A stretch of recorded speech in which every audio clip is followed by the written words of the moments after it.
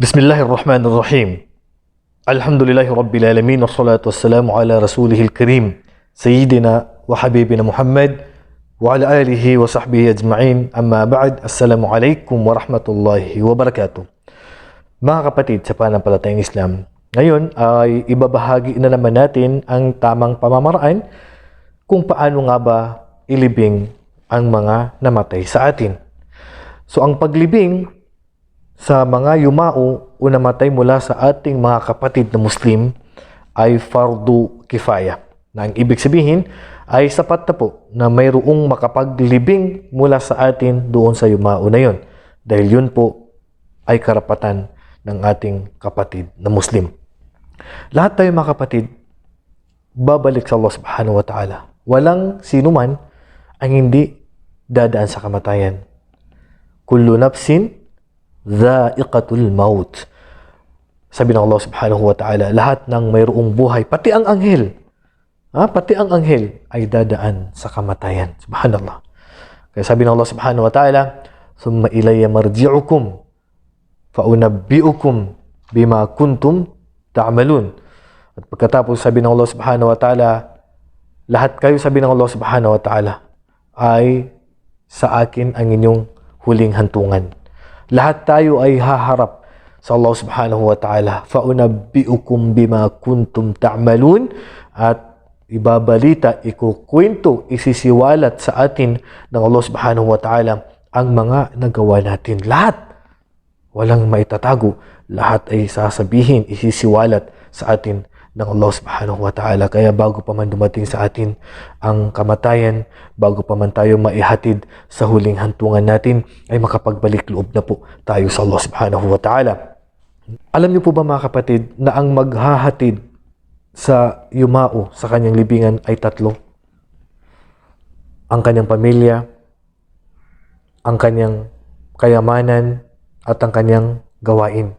Ang dalawa dito ay babalikin sa bahay at isa na lang ang matitira.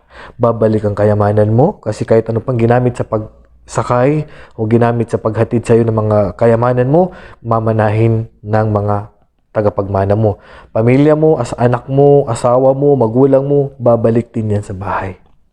Pangatlo ay matitira dyan sa libingan mo. Ang mabuti at ang masama.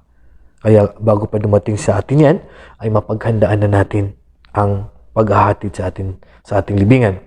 Ganun din na ikaw na nagbuhat ng labi ng namatay na yan na kapatid mong Muslim, ikaw na naglagay sa kanyang huling hantungan dyan sa libingan, ikaw rin ang susunod dyan. Wala sa atin na hindi dadaan dito.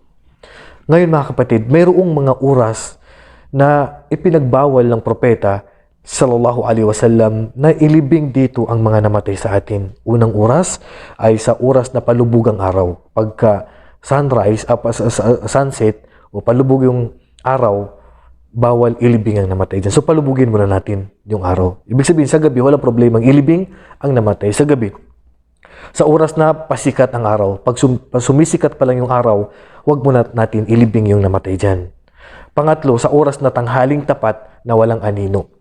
So, maiiksi mga minuto lang. Siguro mga 15 minutes lang yung mga oras na yun na hindi mo na natin ililibing. Okay. So, ngayon mga kapatid, ano ang gantimpala ng pagsama natin sa paglibing sa namatay? Malaki ang gantimpala. Mula sa pagsala mo ng janaza sa kanyang labi hanggang sa pagsama mo sa libingan ay magkakaroon ka ng dalawang bundok na napakalaki na gantimpala. Sabi ng propeta sallallahu alaihi wasallam, man shahida al-janazata hatta yusalla alaiha falahu qirat. Wa man shahida hatta tudfan falahu qiratan. Ang sinuman na sinaksihan niya yung labi ng kapatid niyang yumao na Muslim hanggat sa sumama siya sa pagsasagawa ng salatul janaza ay magkakaroon siya ng isang qirat. At kapag sumama naman siya hanggang sa paglibing, magkakaroon siya ng dalawang qirat. At nagtanong ang mga sahaba, wa mal qiratan ya Rasulullah? Ano ba yung dalawang qirat na yan ya Rasulullah? Qala mislul jabalain al-azimain. Katulad lang sabi ng propeta sallallahu alaihi wasallam ng dalawang napakalaking bundok mga kapatid sa pananampalataya. Yan ang gantimpala natin na makapagdalo, makaatin ng salatul janaza hanggang sa paglibing sa kanya. Bilang kaalaman din sa mga kapatid na mga kababaihan, ang pinakamainam po sa inyo, dahil hindi po napagkasunduan dito ng mga ulama, ang pinakamainam ay hindi na lang po kayo sumama, wag na lang po kayong sumama sa paghatid sa kanyang labi sa huling hantungan o pagsama sa libingan upang makalabas kayo sa hindi pagkakaroon ng pagkakaisa ng opinyon ng mga ulama, kasi may nagsabi na mahigpit na pinagbabawal yan, may nagsabi na pwede yan sa mga kondisyon.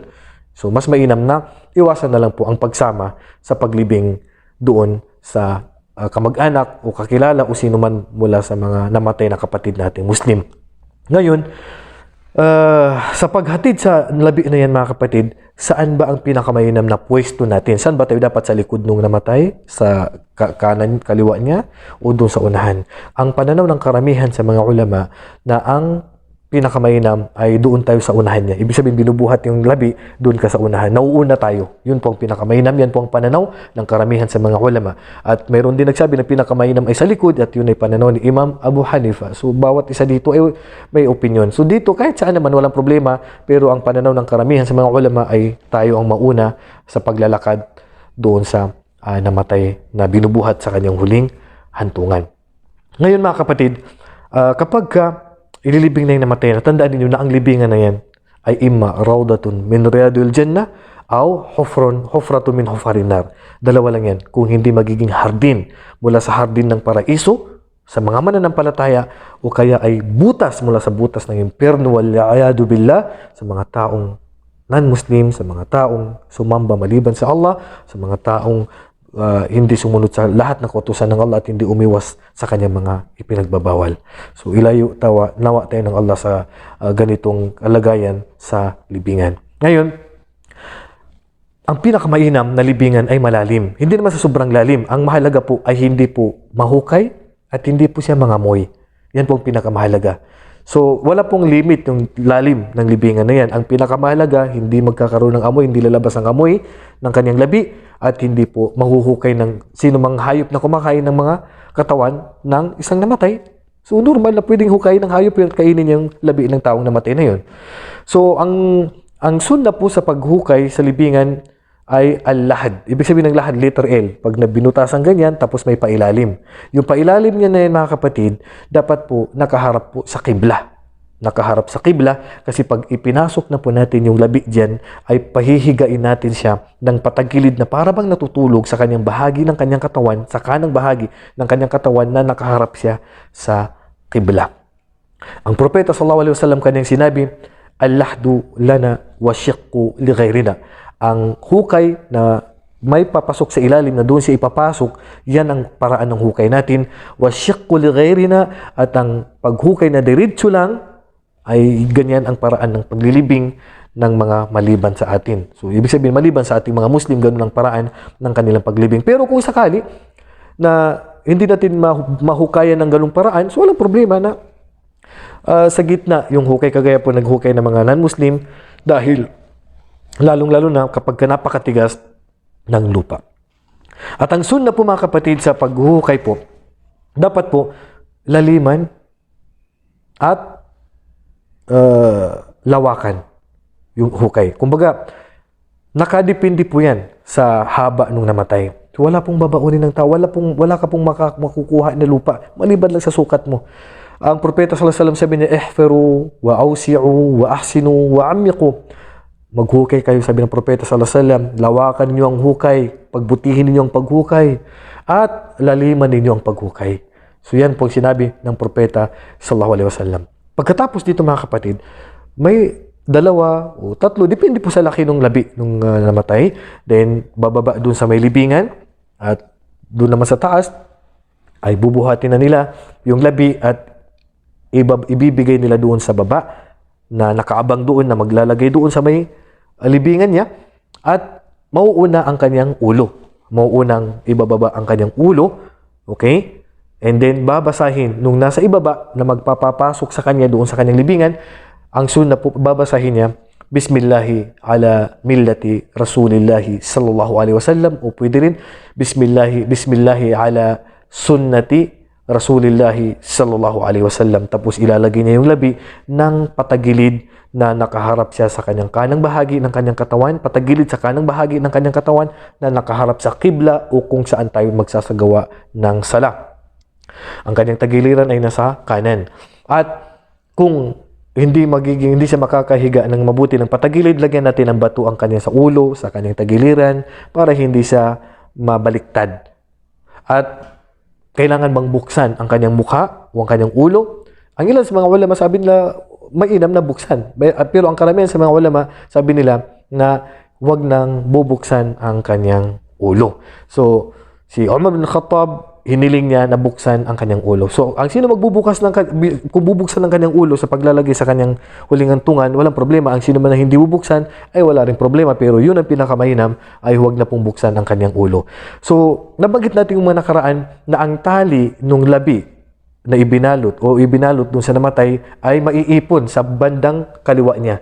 Maiipon sa bandang kaliwa niya kasi pag nakahiga na siya ng patagilid sa kanan, ang kanyang sa kaliwa doon nakatali, wag lalakasan kasi tatanggalin natin. Yun ang sunnah, tatanggalin natin yung tali doon sa labi na yun. Yung tali na nakatali sa kanya, tatanggalin natin yun. Pero hindi natin kukunin. Iiwanan pa rin natin doon. Then, pagkatapos natin matanggal ang pagkatali doon sa kanya, ay tatakpan natin siya ng anumang pwedeng pangtakip sa kanya na kahit na mabuhusan siya ng lupa, ay hindi makakarating ang lupa doon sa kanyang labi. So, lalagyan natin ng hollow block o lalagyan natin ng kahoy o tiles na pwede makapangtakip doon sa kanyang labi na kapag binuhusan na natin ng lupa ay hindi po mabubuhusan kasama ang kanyang labi. At kung mayroong mga butas-butas doon sa inilagay natin na hollow block o kahoy o tiles, ay lagyan natin ng basang putik para itatakip natin doon sa mga butas na yon. Yan. Pagkatapos natin mailagay at ready na siyang buhusan ng lupa, aakyat na yung mga naglagay doon sa kanyang huling hantungan. Ang sunnah po mga kapatid sa pananampalatayang Islam ay kukuha tayo ng lupa at hahagisan natin ng 3 beses yung kanyang libingan. 3 beses. Yan po ang sunnah at yan po ay ginawa ng Propeta Muhammad sallallahu alaihi wasallam kay Uthman bin Mad'un. So kumuha ng 3 beses ng lupa, tinapon niya doon ng 3 beses, pagkatapos ay saka itatambakan na po ng lupa nang sa ganun ay maging pantay na po yung kanyang libingan. At iwasan po natin na gawan ng parang bahay o isisiminto po yung kanyang libingan o kaya ay susulatan, RIP, namatay sa ganitong taon, o tataniman ng bulaklak, o tataniman ng puno, o lalagyan ng tubig, o lalagyan ng anuman. Wala pong ilalagay dyan sa libingan na yan. Wala pong ilalagay na anumang bagay sa libingan na yan. At kung kailangan lagyan ng hollow block, ay dapat mababa lang. Sapat na po ang isang hollow block para malaman na yan po ay libingan. O pwede rin lagyan sa may ulo niya ng isang lalagyan ng tanda sa kanyang ulo, sa kanyang paa ng ulo para malaman na ang sukat na yan ay mayroong nakalibing dyan para hindi maapakan. So, iwasan na maapakan ng libingan sa gitna niya. Iwasan din na upuan ang libingan. Iwasan na sulatan. Iwasan na taniman. Iwasan na lagyan ng anumang bagay. At iwasan na gawa ng bahay ang libingan na yan. Ngayon, pagkatapos na maging plaster na po yung kanyang libingan, pwede nilagyan ng buhangin. Then, buhusan ng tubig para dumikit. Pwede rin buhusan ng tubig para dumikit yung lupa. At pagkatapos na yan, ay sunnah po na ipanalangin na po natin siya. Kaya ang Propeta sallallahu alaihi wasallam, pagkatapos na mailibing, sa hadis ni Uthman bin Affan, nung isang sahaba, sabi ng Propeta sallallahu alaihi wasallam, salu istaghfiru li akhikum was'alu lahu at-tathbit fa innahu al-ana yus'al. Ipanalangin nyo na. Pagka naging pantay na po yung libingan nung namatay, mga kapatid, ay darating na po sa kanya magtatanong. Subhanallah. Darating na sa namatay na yan ang magtatanong na sa kanya. Kaya sabi ng Propeta sallallahu alaihi wasallam, ihiling nyo na sa inyong kapatid ang kapatawaran para sa kanya. At ihiling nyo sa kanya na siya ay maging panatag. Masagot niya lahat ng tanong dyan sa kanyang libingan. Subhanallah. Yan ang idudua natin. At hindi po yan dua na kongregasyon na sabay-sabay. Kanya-kanya pong dua yan. Ya Allah, patatagin niyo po siya. Ya Allah. Ya Allah, tulungan niyo po siya. Ya Allah. Ya Allah, gawin niyo pong hardin ng paraiso ang kanyang libingan. Ya Allah, patawarin niyo po ang kanyang kasalanan. Ya Allah, lahat ihiling natin sa kanya. Kanya-kanya po ang dua natin sa kapatid natin na yan na yumao. Kapag naman po, babae po ang ililibing, kapag po babae ang ililibing, ganun din po kung paano natin inilibing ang lalaki na yun. At kahit na hindi niya mahram, hindi niya asawa yung namatay na babae, hindi niya kapatid, hindi niya kaano-ano, ay walang problema na ilibing. Nang hindi niya kaano-ano, kahit hindi niya mahram. Dahil ang anak ng propeta sallallahu alaihi wasallam na si Ummi Kulthum, ang propeta sallallahu alaihi wasallam, naghanap siya ng sinong pwede makapaglibing doon at walang nakatagpuan na pwede maglibing kundi si Abu Talha. Si Abu Talha, hindi niya kaano-ano si Ummi Kulthum.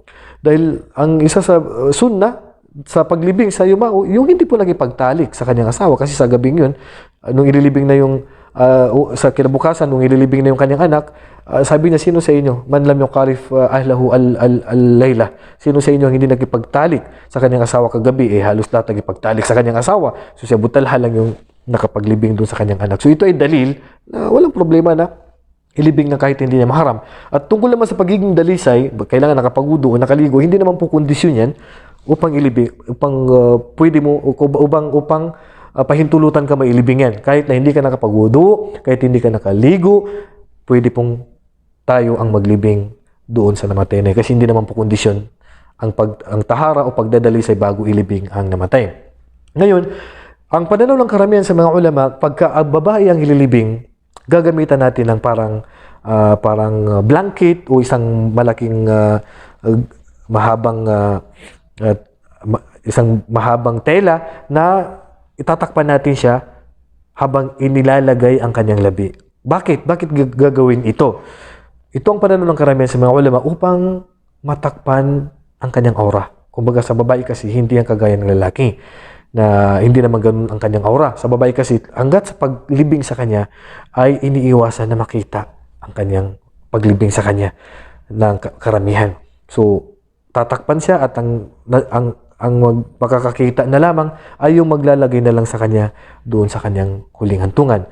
Kung naman sakali na ang butas ng libingan ay sa gitna, yung shock kasi nga hindi mabutasan pasok sa ilalim, ay ganun pa rin, pahihigain pa rin natin siya ng patagilid.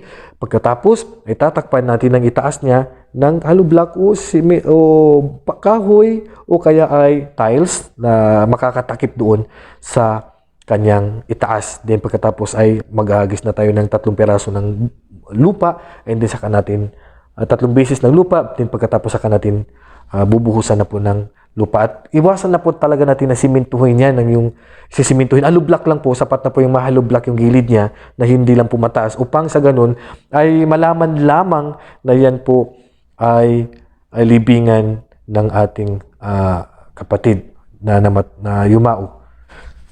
So naway napulutan po natin ang aral, ang paraan kung paano po ilibing ang kapatid natin na Muslim.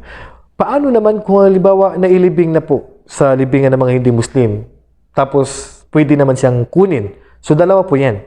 Kung mayroong kapatid natin na balik Islam na nailibing na po sa libingan ng mga non-Muslim at pwede nating ilipat sa libingan ng mga Muslim, gagawin natin yung karapatan niya yun. Pero kung mahihirapan tayo na kunin, so hayaan natin siya doon sa libingan ng mga non-Muslim kasi hindi na po niya kasalanan yun. Hindi na po niya kasalanan kung nailibing siya sa libingan ng mga hindi Muslim.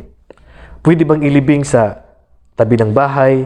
O pwede bang ilibing sa kahit saang lugar? Ang mahalaga po ay mailibing siya sa kanyang huling hantungan at ang pinakamainam ay ilibing natin sa libingan ng mga Muslim. Ilibingin natin sa libingan ng mga Muslim. Kung walang libingan ng mga Muslim sa lugar niyo, doon yung ilibing sa kanyang lupa o sa inyong lupa o kung saan man pwedeng mailibing ang kapatid natin na yan na namatay.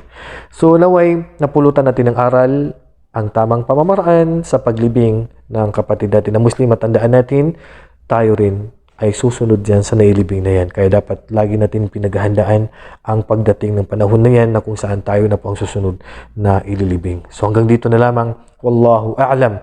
Wa sallallahu ala nabiyina Muhammadin wa ala alihi wa sahbihi ajma'in. Assalamu alaikum wa rahmatullahi wa barakatuh.